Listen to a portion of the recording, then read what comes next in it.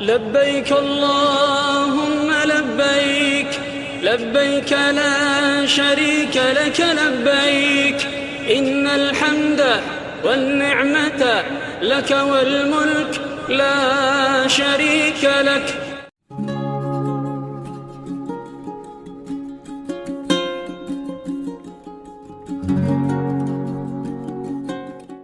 Pak Bu, di apartemen, kalau Bapak Ibu berangkat tanggal 9 atau tanggal 10, berarti tanggal 3 Dzulhijjah atau tanggal 4 Dzulhijjah, tanggal 5 pasti akan tawaf dan sa'i seharian. Oh Pak, maaf, kalau tawafnya pagi, habis sarapan kita berangkat, kendalanya satu, makan siang. Karena bisa jadi tawaf itu duhur itu baru selesai tawaf, baru kemudian habis duhur sa'inya 2 jam lagi. Masalahnya, maaf, NRA nggak bisa bawain nasi box. Gimana dong? Kadang-kadang perut itu jamaah rahimahullah sangat mempengaruhi emosi. Makin lapar, emosinya makin tinggi. Nah, Pak Bu, saya harapkan Bapak Ibu nanti ketika akan tawaf umroh ini belilah roti, kantongin, lapar sambil sa'i, ngopi, boleh kok. Itu jamaah rahimahullah. Nah, yang kedua, apart boleh, Bapak sambil apa namanya? Sambil tawaf, minum, silahkan. Itu jamaah rahimahullah. Nah, Bapak Ibu-ibu yang saya ingatkan, tanggal 6 kita di apartemen, tanggal 7 kita di apartemen, jamaah rahimahullah. Insya Allah Bapak Ibu-ibu kita akan sama-sama di apartemen. Yang saya ingatkan, apartemen kita ini adalah orientasinya ke Mina, bukan ke Masjidil. Jadi kalau ada apa-apa di Mina, kita bisa evakuasi lebih gampang ke apartemen, insya Allah. Yang kedua, maaf, Masjidil Haram itu pusat Mekah, sama Semanggi. Orang mau ke Selipi lewatin pasti Semanggi dari Bekasi. Dari Kampung Rambutan kalau mau ke Selipi lewatin Semanggi. Sama Masjidil Haram itu dari mana-mana pasti dilewatin orang. Orang mau dari utara ke selatan pasti lewatin Masjidil Haram. Nah, di apartemen tidak bisa masak kayak di sini. Di sini kita acara, di situ lagi masak, wanginya kemana-mana, boleh. Tapi kalau di Mekah tidak bisa, jamaah rahimahullah. Dapurnya harus di luar. Karena itu yang agak repot yang menjadi kendala tiap tahun itu mobilisasi makanan. Karena itu makan siang, mohon maaf karena kadang-kadang kejebak macet. Makan sore, makan malam kadang-kadang kejebak macet. Itu biasanya ustadznya ceramahnya panjang. Jadi kalau habis sholat zuhur ada ceramahnya ternyata maju lagi, ya Iwan maju lagi, yang lain berarti makanan. Tapi kalau ceramah baru 5 menit turun, berarti sudah siap. Baik, yang kedua, para jamaah rahimakumullah. Yang kedua, insya Allah para jamaah rahimakumullah, wajib haji yang kedua. Wajib haji yang kedua insya Allah adalah mabit di Musdalifah. Bapak Ibu-ibu, tanggal 8 Dzulhijjah kita insya Allah akan siap-siap. Tanggal berapa? 8 Dzulhijjah. Bapak Ibu-ibu, tanggal 8 Dzulhijjah kita akan niat haji. Bismillahirrahmanirrahim sama-sama. Labbaik Allahumma hajjan nawaitu al-hajja wa ahramtu bihi lillahi ta'ala. Mulut berkata labbaik Allahumma hajjan, hati ikrar saya niat haji karena Allah Subhanahu wa taala. 8 Dzulhijjah insyaallah adalah mulai prosesi ibadah haji. Ini wajib. Dan di mana niatnya? Di mikot. Mikotnya di mana? Di rumah kita masing-masing. Di apartemen kita masing-masing insyaallah. Setelah kita jamaah rahimahullah niat kita bertalbiyah yang merupakan sunnah haji. Labbaik Allahumma labbaik. Sama-sama. Labbaik la syarika laka labbaik.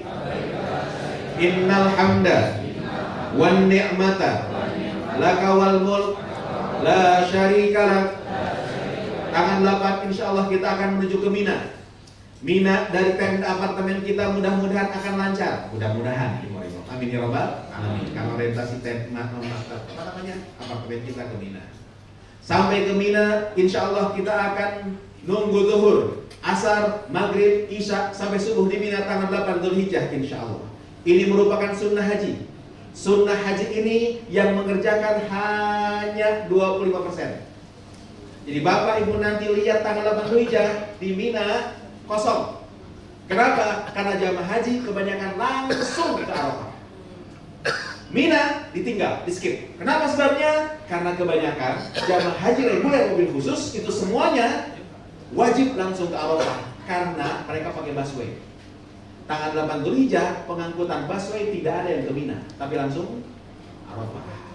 Kita bisnya nyewa sendiri, jadi terserah kita mau kemana. Insya Allah tanggal 8 Dzulhijjah kita akan ke Mina. Kenapa? Satu, sunnah Rasulullah. Dua, pertimbangannya teknis. Bapak Ibu, nanti ke Mina, Bapak Ibu bawa barang, ransel. Maaf, kalau Bapak Ibu langsung ke Arafah, berarti ransel dibawa ke Arafah. Dari Arafah ke Mina, tanggal 10 Dzulhijjah, Mina tuh close. Kendaraan nggak boleh masuk. Jadi kalau tanggal 10 baru ke Mina, berarti Bapak Ibu ke Mina bawa ransel. Jalannya 1 kilo sebelum terowongan. Turun di situ. 1 kilo. Mana panas siang-siang? Masuk terowongan 1 kilo. Berapa kilo? Dari ujung terowongan ke tenda kita ya sekitar 1 kiloan lah kira-kira. Berapa kilo? Insya Allah kurang bongkok. Nah, untuk mempermudah, makanya kita ngambil tarwiyah agar supaya tanggal 8 Dzulhijjah itu insya Allah bisa depan tenda. Jadi perlengkapan kita bisa kita simpen langsung, tidak harus bawa-bawa. Itu pertimbangan teknisnya. Ustaz, yang lain nggak ke Mina tanggal 8 masih di apartemen enak-enakan. Iya, tapi nanti tanggal 10 Dzulhijjah mau ke Mina, silahkan kalau mau rempong. Itu jamaah pertimbangannya teknis insya Allah. Nah Bapak Ibu, insya Allah 9 Dzulhijjahnya kita di Arafah. Malam 9 Dzulhijjah setelah wukuf kita akan keluar ke Muzdalifah. Wajib haji. Mabit di Muzdalifah, yang penting tengah malam masuk Muzdalifah.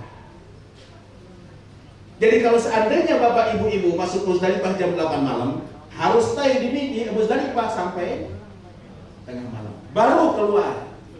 Tapi kalau lewat jam 12 Bapak Ibu masuk Muzdalifah, langsung aja keluar. Makanya maaf, insya Allah tiap tahun NRA selalu mabit di Muzdalifah. Dan saking afdolnya mabit, tidur. Semua jamaah insya Allah tidur semua di Muzdalifah. Nah, jamaah rahimakumullah, ke Muzdalifah ini titik krusial macet. Titik krusial macet. Karena itu jamaah rahimakumullah, saya harapkan Bapak Ibu ketika nanti akan bergerak ke Muzdalifah, tolong siapkan amunisi. Kenapa? Macetnya tidak bisa diprediksi.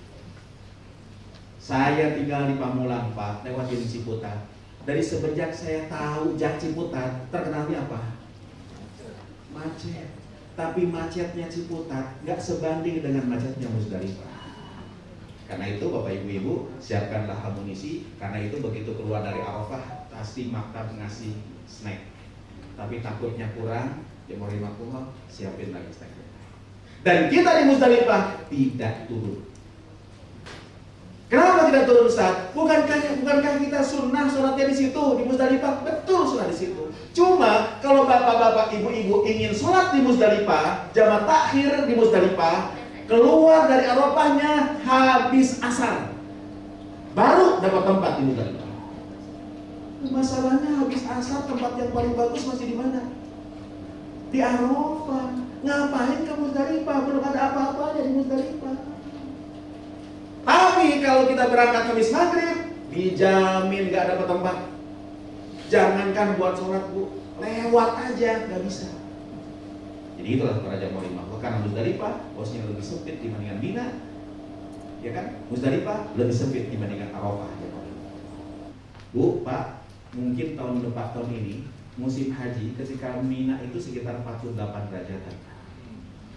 Maaf, mulai jam 8 kayak begini sampai jam 4 di dalam tenda kayak di open, keluar tenda kayak dibakar. Kita terserah mau matang dibakar atau matang di open. Kalau di open kayak ubi celembut dia mulai itu yang mereka. Baik, itu wajib haji. Terakhir tawaf wada. Tawaf wada akan dilaksanakan ketika Bapak Ibu akan tinggalkan kota Mekah, insya Allah. Mohon maaf Bapak Ibu, saya jelaskan secara teknis juga sekaligus supaya minimal kondisi menyiapkan diri.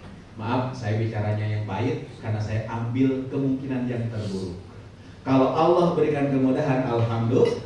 Tapi kalau seandainya Allah berikan yang terburuk yang saya sampaikan tadi, alhamdulillah juga dimulai. Daripada diiming-imingi ayam dapatnya tempe, pasti gerutu. Tapi kalau diiming-imingin tempe dapat ayam, alhamdulillah. Terima kasih. Allahumma fiqh ila qawmi dhalik. Assalamualaikum warahmatullahi wabarakatuh. Assalamualaikum warahmatullahi wabarakatuh. Alhamdulillahi rabbil alamin. Allahumma salli ala sayyidina Muhammad. Allahumma inna nas'aluka fahman nabiyyin wa hifdzal mursalin wa ilhamal malaikatil muqarrabin. Allahumma ighfir li khati'ati wa jahli wa israfi fi amri wa ma anta a'lamu bihi minni. Allahumma ighfir li ma qaddamtu wa ma akhartu wa ma asrartu wa ma a'lantu. Anta muqaddim wa anta muakhir wa anta ala kulli syai'in qadir. Rabbi israh li sadri wa yassir li amri wahlul 'uqdatam min lisani yafqahu qawli. Rabbi a'udzu bika min hamazati syayatin wa a'udzu bika rabbi ay yahdurun. Ashabul fadilah mukarramun, para guru, para pembimbing ibadah, guru kita tercinta Dr. Kiai Haji Ahmad Dubiati Badrul Zaman MA, guru kita Dr. Kiai Haji Sugiyarto MA, segenap manajemen PT Etra Tour and Travel, Bapak Ibu calon tamu Allah, calon tamu Rasulullah, calon penghuni surga yang dimuliakan oleh Allah Subhanahu wa taala. Bersyukur atas nikmat Allah, berselawat kepada baginda Nabi Muhammad sallallahu alaihi wasallam. Pagi ini Allah himpun kita di majlis manasik untuk mempersiapkan zahir dan batin menuju panggilan Allah. Satu harapan doa kita kepada Allah, mudah-mudahan pelaksanaan ibadah haji nanti yang kita lakukan semua diberikan kelancaran oleh Allah Subhanahu wa taala. Kita semua diberikan kesehatan zahir dan batin, diberikan kekuatan oleh Allah. Kok aminnya beramai ya? Padahal sedang didoain. Tidaklah duduk suatu kaum yang lain berdoa, yang lain mengaminkan, illa stajaballahu du'ahum, kecuali Allah ijabah doa-doa mereka. Mudah-mudahan Allah berikan kehusyukan, kenikmatan dalam menjalankan ibadah. Allah jadikan umrah kita umrah yang makbulah. Allah jadikan haji kita haji yang mabrur, haji yang diterima oleh Allah Subhanahu wa taala.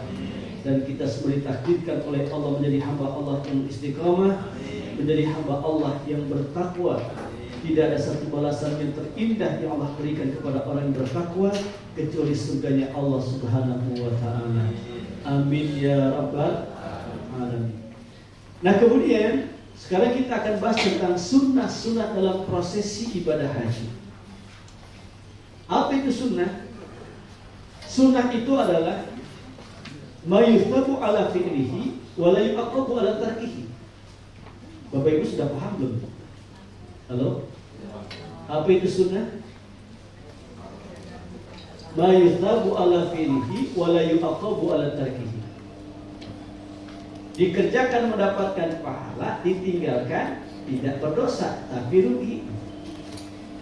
Tahajud itu sunnah, enggak dikerjakan enggak apa-apa, enggak berdosa kita tapi rugi. Sholat duha itu sunnah, tidak dikerjakan tidak apa-apa, tidak disiksa, tidak mendapatkan dosa. tapi ditinggalkan rugi. Nah, kemudian apa sih sunnah-sunnah dalam proses ibadah haji? Yang pertama, ini sering diulang-ulang sebenarnya. Yang pertama adalah sunnah-sunnah dalam berihram.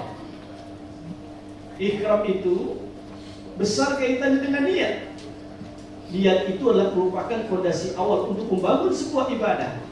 Diterima atau tidak, berkualitas atau tidak, ritual ibadah yang kita lakukan tergantung dengan niatnya.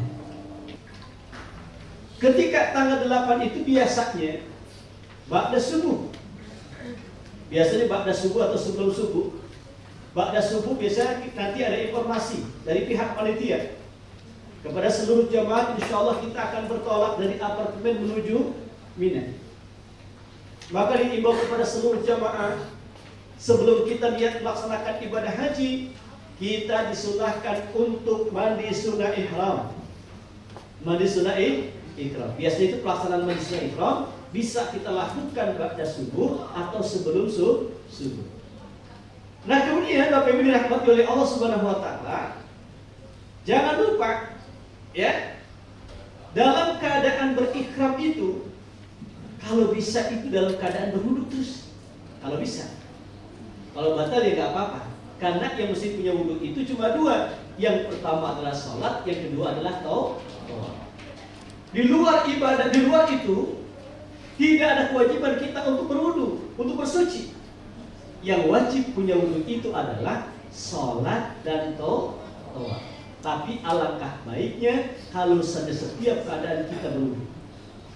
Nah, kemudian kapan kita sunahkan untuk mempergunakan wangi-wangian? Itu sebelum niat. Sebelum niat. Setelah mandi sunnah ihram, pakai pakaian ihram, pakai wangi-wangian. Coba ingat ya, pergunakan pada wangi-wangian itu bukan pada pakaian ihram, tapi pada badan kita. Ya, pada tangan, pada leher, ya. Nah, kalau bisa itu jangan dipergunakan di pakaian ihram. Nah, kemudian yang selanjutnya, ya, sholat sunnah ihram. Sholat sunnah ihram ini sunnah. Sholat sunnah ihram 2 rakaat. Nah, kemudian menghadap kiblat ketika mulai ihram. Ketika memulai ihram itu menghadap kiblat. Nah, kemudian yang kelima, mengucapkan niat dengan lisan. Jadi memang lafaz niat itu, melafazkan niat, lafazul niat itu merupakan bagian daripada kesunahan. Sementara mahallun niat, tempat niat itu adalah di dalam hati. Niatnya di dalam hati, namun sunnah untuk dilafazkan. Maka melafazkan niat itu bagian daripada sunnah dalam berihram. Nah, kemudian setelah kita niat untuk melaksanakan ibadah haji, labbaik Allahumma hajjan nawaitul hajja wa ahramtu bihi lillahi ta'ala. Yang mesti kita ingat, ketika itulah berlaku larangan ihram. Ini sudah diulang-ulang dari awal. Kapan larangan ihram itu berlaku?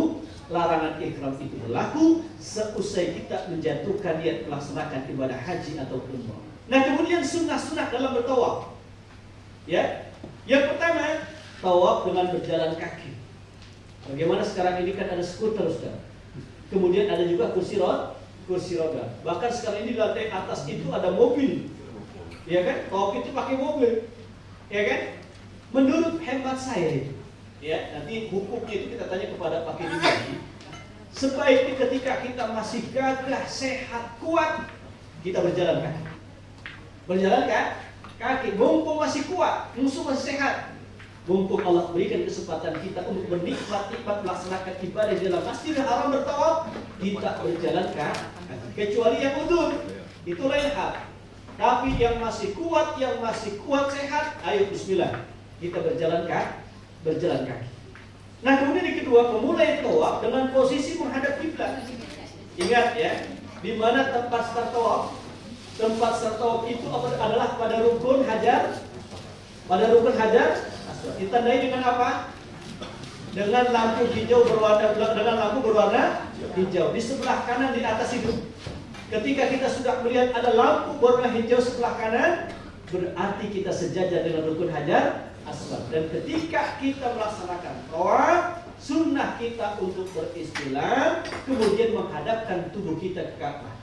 Ya, ingat istilah itu adalah melambaikan tangan kemudian mengejut. Ayo, bismillahi Allahu Akbar. Kemarin sudah manasik praktek semua kan? Nah, berarti sudah tahu, sudah jelas ya gambaran ini. Nah, kemudian yang ketiga adalah mengusap hajar aswad. Nah, ini nggak mungkin nih. Ya, mengusap hajar aswad. Ya, memang sunnahnya itu setiap kali putaran itu mengusap hajar aswad, tapi nggak mungkin. Karena manusia itu sangat berjubel. Dan kami pun tidak menyarankan akan hal itu. Ya, karena tidak mungkin kita mengusap hajar aswad itu. Ya, sebagai pengganti daripada kita mengusap hajar aswad itu dengan beristilam tadi, melambaikan tangan sambil mengejut seakan kita sudah mencium hajar aswad, sudah mengusap hajar aswad. Nah, kemudian yang selanjutnya adalah membaca doa dengan doa-doa maktul. Doa-doa yang diambil dari Al-Quran dan Sunnah Nabi kita Muhammad Sallallahu Alaihi Wasallam. Jadi begini, ada bacaan yang mesti kita hafal dan saya yakin seluruh Bapak Ibu sudah hafal ketika tawaf. Ya, yang pertama adalah Bismillahirrahmanirrahim. Sudah apa semua? Yang kedua, Subhanallah, walhamdulillah, wala ilaha illallah, wallahu akbar. Itu kan sunnah dibaca. Nah, kemudian antara rukun yamani dan rukun hajar aswad, Rabbana atina fid dunya hasanah wa fil akhirati hasanah wa qina adzabannar. Itu doa zikir itu sekalipun tidak wajib hukumnya, itu harus kita hafal. Dan memang kita semua sudah hafal insyaallah. Yang pertama Bismillahirrahmanirrahim. Yang kedua tasbih, tahmid, tahlil, takbir. Subhanallah, walhamdulillah, wala ilaha illallah, wallahu akbar. Nah, kemudian yang ketiga, Rabbana atina fid dunya hasanah wa fil akhirati hasanah wa qina adzabannar. Nah, kemudian jangan lupa setelah tawaf itu sunnah untuk minum air Zam-Zam. Setelah tawaf sebelum sa'i kita minum air Zam-Zam. Nah, kemudian bagi rahmatullahi Allah Subhanahu wa taala, sunnah-sunnah dalam prosesi pelaksanaan sa'i. Ya, sunnah. Ya, sunnah dalam proses dalam pelaksanaan prosesi haji. Yang pertama adalah suci dari hadas. Ya, yang wajib itu apa tadi? Yang wajib punya wudu. Yang utama salat, yang kedua tawaf. Kalau tawaf itu wajib punya wudu. Kalau sa'i nggak wajib, tapi sunnah punya wudu. Ya, bahkan kalau bisa itu setiap hari itu kita dawamul wudu. Nah, kemudian yang kedua, masuk dari pintu sofa atau bagus sofa. Setelah kita melaksanakan sa'i, berakhir di Marwah, kita pulang aja lagi lewat sofa. Dengarkan itu, Bu. Ya, nanti soal kita akan mendengarkan renungan, muhasabah, kemudian pertaubatan kita kepada Allah Subhanahu wa taala. Kemudian khusyuk hatinya. Khusyuk hatinya dalam artian hindari penyakit-penyakit hati. Hindari penyakit-penyakit hati, ya, apalagi kita masih dalam keadaan hukum, masih dalam keadaan berikram, ya, jangan sampai ada penyakit-penyakit hati yang bisa menodai hati kita, ya, penyakit-penyakit hati yang bisa menghilangkan amal ibadah yang kita lakukan, maka hindari itu semua. Nah, kemudian menjaga lisan, ya, untuk mengucap hal-hal yang tidak berguna, ya, jadi tolong lisan itu pokoknya zikir, salawat, baca Quran, zikir, salawat, zikir, doa, gitu aja. Ya, jangan berbicara sia-sia, apalagi sampai kita itu membicarakan aib orang lain. Jangan sampai kita membongkar aib orang lain. Orang yang suka membongkar aib orang lain, maka aibnya akan dibongkar oleh Allah Subhanahu wa taala. Tuba liman sabalahu ayyuhu atuyubina. Beruntunglah bagi orang-orang yang tidak pernah tertarik untuk membongkar aib orang lain. Nah, kemudian yang terakhir, sunnah-sunnah dalam prosesi pelaksanaan mabit di Muzdalifah. Ya, mabit di Muzdalifah itu rukun atau wajib? Wajib haji. Cuma ada sunnah-sunnah yang kita lakukan, yang sunnah kita lakukan, ya, dalam prosesi mabit Muzdalifah. Yang pertama, sholat jamak takhir. Ya, memang sunnahnya itu kita melaksanakan sholat maghrib dan isya itu di Muzdalifah. Ya, sunnahnya. Tapi kita ada situasi dan kondisi. Jadi 4 tahun ke belakang, NRA itu tidak turun ke Musdalifah. Jadi mabitnya kita di atas bis, maka pelaksanaan sholat maghrib dan isya ya kita laksanakan di Arafah, ya tidak di Musdalifah. Kenapa? Karena kita tidak turun dari bis menuju Musdalifah, tapi kita sudah melewati ya daripada Musdalifah dan itu sudah sah mabit kita. Untuk dalil dan lain sebagainya nanti bisa kita tanyakan langsung ke guru kita Dr. K. Haji Ahmad di Bandung. Nah kemudian selanjutnya mengambil batu kerikil. Ini sunnah. Sunnah mengambil batu itu di mana? Di Musdalifah. Akan tetapi ya oleh karena kita tidak turun di Musdalifah, maka nanti dari Arafah itu sudah tersiapkan kerikil. Saya katakan kalau memang kerikil yang diberikan oleh pihak ya Arab Saudi itu sangat kecil, bisa kita cari nanti di Arafah yang lebih besar. Biasanya itu kalau yang dikasih itu, yang disiapin itu halus-halus, kecil.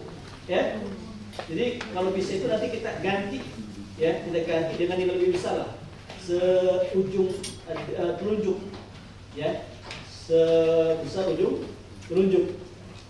Bisa nanti kita dikasih kantong untuk batu ini, ya. Atau biasanya saya suka tuh kalau untuk aku kayak begini, ya saya habiskan, kemudian saya buat taruh batu di sini, ya. Atau kalau tidak di kantong batu yang insya Allah sudah disiapkan. Ya. Nah kemudian membaca talbiyah dilanjutkan dengan takbir. Jadi takbir itu disunahkan setelah kita melontar Jamratul Aqabah. Ya, misalkan dari Masjidil Haram, kita dari Musdalifah ke Masjidil Haram, tawaf ifadah, sa'i, tahallul selesai. Ganti pakaian ihram. Dari apartemen menuju Mina untuk melontar Jamratul Aqabah, kita masih bertalbiyah. Setelah kita melontar Jamratul Aqabah pada tanggal 10 Dzulhijjah, 7 batu yang kita lontar, itu sunnah pulangnya kita membaca takbir. Allahu Akbar, Allahu Akbar, Allahu Akbar. La ilaha illallah, Allahu Akbar. Allahu Akbar walillahil hamd. Nah kemudian sampai kapan kita disunahkan untuk bertakbir? Ya, sampai tanggal 13 Dzulhijjah. Ayyamut tasyrik ba'da asar. Ya, pada tanggal 11 Dzulhijjah ba'da zuhur kita masih baca. Sunnah untuk dibaca. Kemudian pada asar pun sunnah. Setelah lepas maghrib sudah tidak ada kesunahan lagi kita untuk membaca takbir. Paham Bapak Ibu? Nah kemudian ya berdoa di Masjidil Haram. Ya, ketika kita melewati Musdalifah, itu baca. Idza afattum min Arafat fadhkurullaha ila Masjidil Haram. Di Musdalifah baca doa. Ya. Jadi itu pun saat yang mustajab untuk kita berdoa. Ketika kita melewati tengah malam, jam 1, jam setengah 1, ya kita melewati Musdalifah, kita berdoa kepada Allah Subhanahu wa ta'ala. Jangan sampai tidur. Tadi kata Ustaz Helmi kan? Iya kan? Yang enggak boleh tidur siapa itu? Yang termasuk itu yang kedua Ustaz, ya kan? Nanti kalau bisa kita bangunkan Bapak Ibu, alhamdulillah kita sudah melewati Musdalifah atau sekarang posisi kita berada di Musdalifah. Untuk itu kepada seluruh jamaah mohon untuk berdoa, berzikir, mendekatkan diri kepada Allah Subhanahu wa ta'ala. Dan jangan lupa doa, mudah-mudahan perjalanan kita senantiasa diberikan kemudahan oleh Allah Subhanahu wa ta'ala. Jadi perbanyak zikir, perbanyak doa, karena itu yang menentukan juga Bapak. Jangan sampai nanti supir kita tersesat. Jangan sampai nanti kita masuk Masjidil Haram itu terlambat. Ya, karena memang tergantung rezeki masing-masing. Tahun kemarin alhamdulillah saya itu berhenti bis itu di belakang Darut Tauhid. Intercom itu di belakang. Di belakang hotel itu persis turun dari Masjidil Haram. Ada jamaah kita itu, ustadz yang lain itu ba'da zuhur baru masuk Masjidil Haram. Ya, maka perbanyak zikir, perbanyak doa. Mudah-mudahan Allah berikan kelancaran. Kalau bisa itu hafalin doa itu. Allahumma la sahla illa ma ja'altahu sahla wa anta tadkhulul hazna idza syi'ta sahla. Dapat semua belum? Kalau jamaah yang belum hafal, ustadznya mesti hafal. Biar ustadz yang baca aja. Nanti Bapak Ibu ngaminin, kan bisa aja udah. Ibu, mudah-mudahan perjalanan kita diberikan kelancaran oleh Allah Subhanahu wa taala. Baik, Bapak Ibu rahmati oleh Allah Subhanahu wa taala, yang demikian apa yang dapat kami sampaikan berkisah tentang sunnah-sunnah dalam prosesi pelaksanaan ibadah haji. Mudah-mudahan kita semua bisa menegakkan atau melaksanakan sunnah-sunnah ini. Ya, karena kata Rasulullah SAW, "Man ahya sunnati faqad ahabbani, wa man ahabbani kana ma'i fil jannati." Barang siapa yang menghidupkan sunnah-sunnahku berarti ia cinta padaku. Barang siapa yang cinta padaku, maka ia akan di surga bersamaku. Jadi dalam sunnah itu ada tanda cinta kita kepada Rasulullah, dan dalam sunnah itu sebagai bentuk kecintaan kita kepada Rasulullah SAW, bentuk kecintaan kita kepada Allah Subhanahu Wa Taala, sehingga kita semua mendapatkan nilai plus di hadapan Allah Subhanahu Wa Taala. Jadi bukan hanya yang wajib yang kita lakukan, tapi yang sunnah. Kalau wajib memang wajib, ya, tapi sunnah ini sangat hebat. Jadi untuk mendongkrak keberkahan, mendongkrak hajat, itu perbanyak amalan sunnah. Kalau sholat 5 waktu, gak usah pakai dihitung, emang wajib. Tapi sholat duha dong, kemudian sholat tahajud dong, sholat syukur wudhu dong, gitu ya. Sholat tahiyatul masjid dong, qobliyah, ba'diyah dong. Itulah yang insya Allah akan mendongkrak dan menambal serta menyempurnakan amalan-amalan wajib yang kita lakukan. Baik, demikian Bapak Ibu. Mohon maaf lahir batin. Assalamualaikum warahmatullahi wabarakatuh.